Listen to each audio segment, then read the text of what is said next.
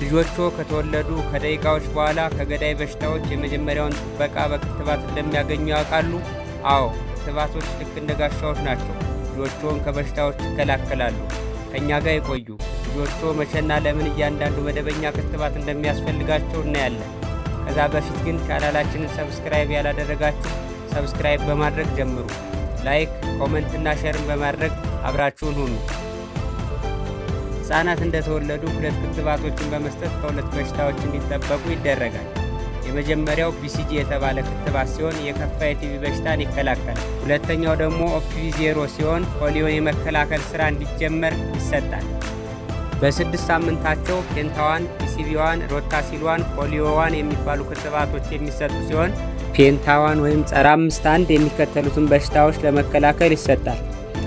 ዲፍቴሪያን ወይም ተላላፊ የጉሮሮ በሽታን፣ ትክትክን፣ የመንጋጋ ቆልፍን፣ በሄሞፊለስ ኢንፍሉዌንዛ ታይፕ ቢ የሚመጣ የሳምባ ምችና የማጅራት ገትርን፣ በሄፓታይተስ ቢ አማካኝነት የሚመጣውን የጉበት በሽታ ለመከላከል ይሰጣል።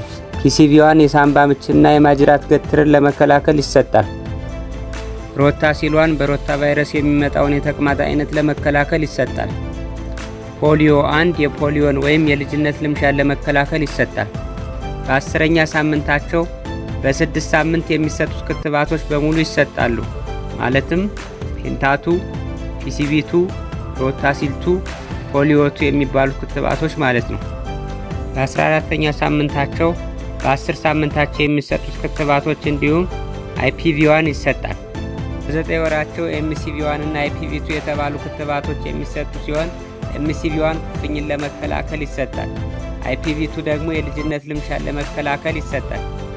በ15 ወራቸው MCV2 የተባለ ክትባት የሚሰጥ ሲሆን ይህም ኩፍኝን ለመከላከል ይረዳል።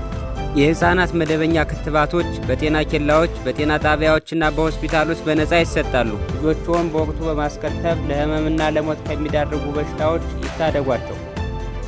ውድ ተከታታዮቻችን በሚቀጥለው ዝግጅታችን በስርዓተ ምግብ ፕሮግራም ለህፃናት የሚሰጡ የመድኃኒት ዕደላዎችን እናያለን። እስከዛው ቸርን ሰንብት።